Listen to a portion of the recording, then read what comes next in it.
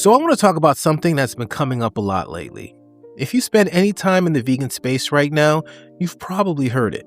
People are saying veganism is not as popular as it used to be. Restaurants are closing, some vegan businesses are adding meat back to their menus, and the overall vibe feels very different than it did a few years ago. On the surface, it can feel like something is going wrong, but I think we're missing a lot of the context in this conversation. I want to zoom out for a minute and look at what actually happened, because without that bigger picture, it's easy to draw the wrong conclusions. I've been deeply involved in the vegan community since about 2013.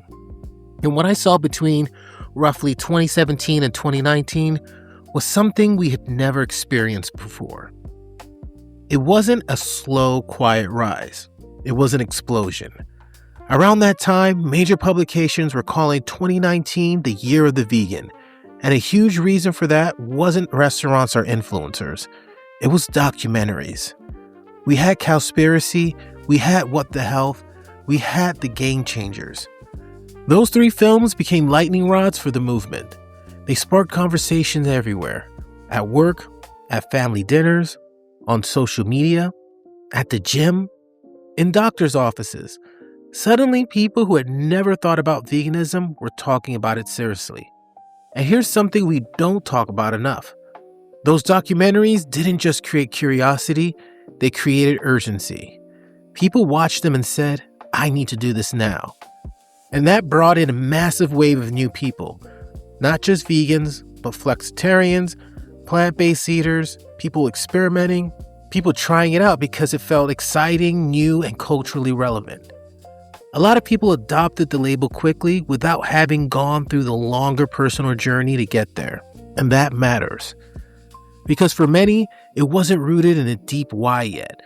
It wasn't anchored to ethics or identity. It was closer to, this feels like the next big thing, let me see if I can do it.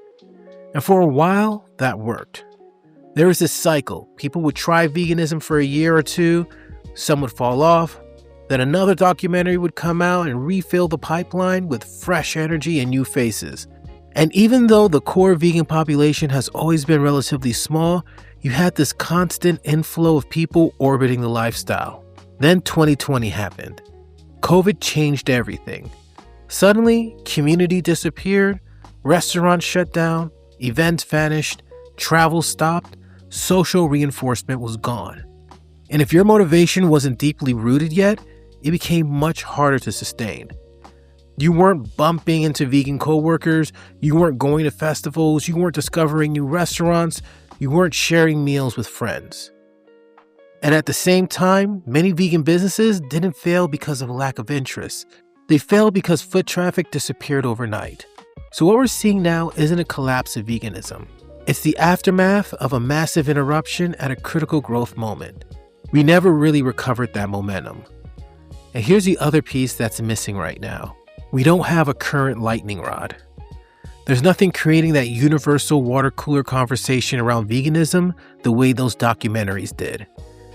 Yes, there have been some releases on streaming platforms, but nothing that cut through the culture the same way.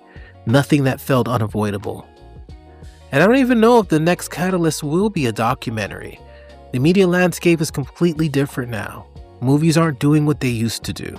Attention is fragmented, algorithms control visibility. So the real question becomes, what's next? What's the thing that tips the scales again? So here's the real question, what's next? Historically, the shifts come from these groundbreaking, once in a lifetime, or maybe 3 times, 4 or 5 times in a lifetime things.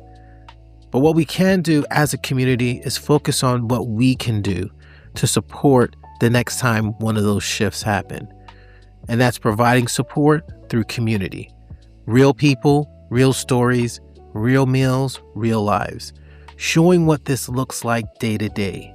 Showing that it's manageable, that it's social, that it's not extreme, that you can cook at home, that there are more options than people realize, that you don't have to be perfect to participate.